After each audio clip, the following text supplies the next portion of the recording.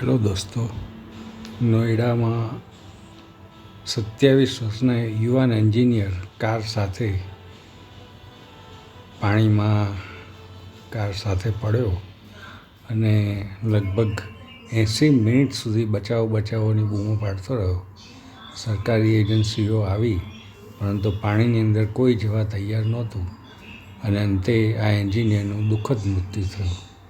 ખૂબ દુઃખ થાય છે કે મદદ હોવા છતાં એ લોકો અંદર ના ગયા અને મદદના અભાવે, સરકારી એજન્સીની મદદના અભાવે આ યુવાનનું કરુણ મૃત્યુ થયું.